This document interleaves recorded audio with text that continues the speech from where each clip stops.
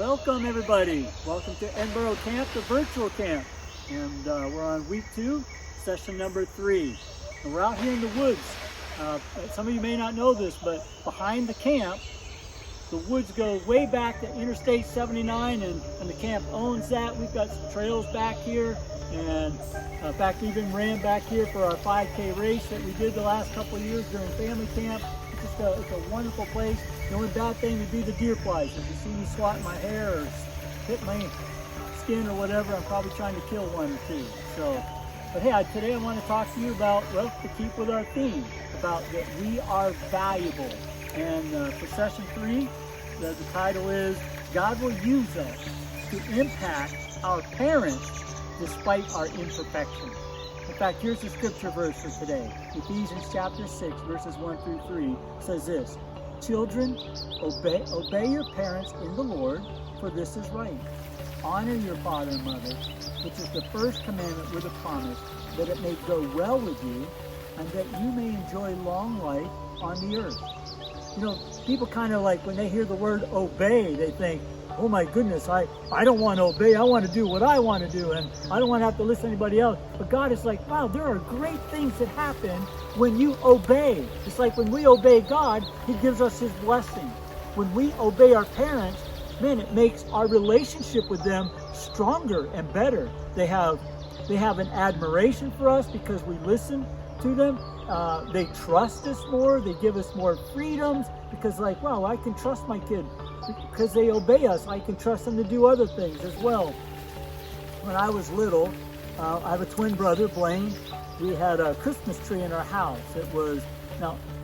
We always got, we always had a false tree. It was never a real one, but there was one particular year my mom wanted to have a real tree.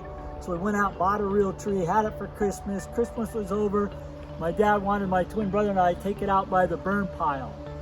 And he knew how we liked to stay out there in the burn pile and kind of like play in the fire or whatever with sticks and stuff. And he said, listen, I don't want you playing in the fire around that Christmas tree because I don't want it catching on fire or anything. So we would go out there, dump the papers in this burn pile, and we'd light it with fire, and finally grab the stick and like let the stick catch on fire, and then we'd put it in the Christmas tree. Now the tree was kind of green, so we'd catch, fizzle a little bit with the flames and stuff, but we'd put it out.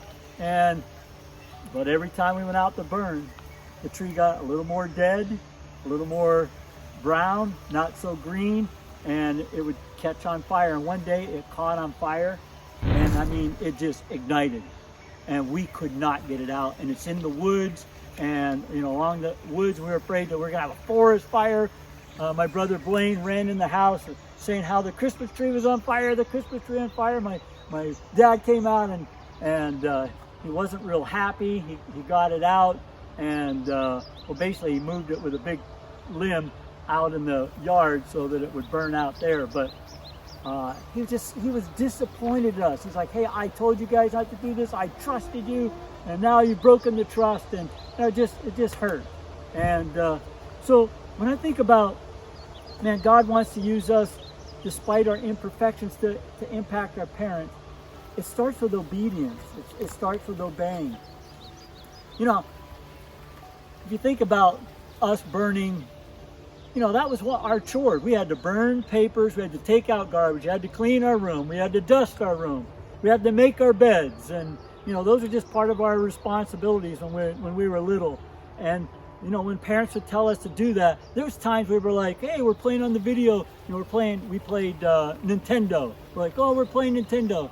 No, I want it done. They'd go out to work and they'd say, when we come back at noon for lunch, that better be done. And, there's times that we listened, times we didn't. And when we didn't, it was, it was a disappointment. But when times when we did, they were like, wow, they felt really good about it. So I want you to just, think about your chores and your responsibilities that you have. When your parents say, hey, do this, do it. Stop what you're doing and go take care of it. And when you do, they're going to be like, wow, is this my kid? He stopped everything to go do what I have to do. He didn't whine or complain or anything. And in fact, what I think is even better is if you surprise them.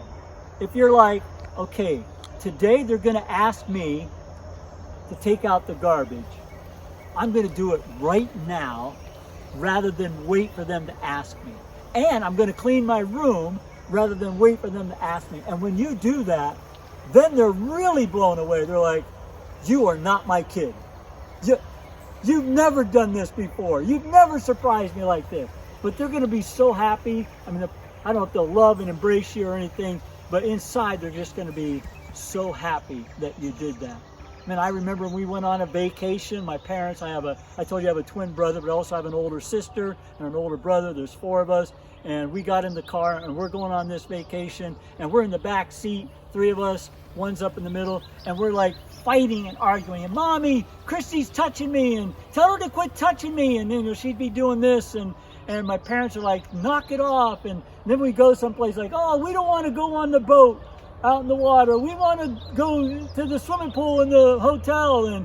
And I just remember at nighttime, my mom, we're all in the hotel room. She's like, I just hope you guys complained so much today. I just hope one day you could say, I'm sorry for the way we complained about this vacation. So she was disappointed. Man, I just want to give you a challenge. A challenge. Do what your parents asked you to do. And they're just going to appreciate it and just trust you and then want to give you more freedoms to do more things because they know they can trust you.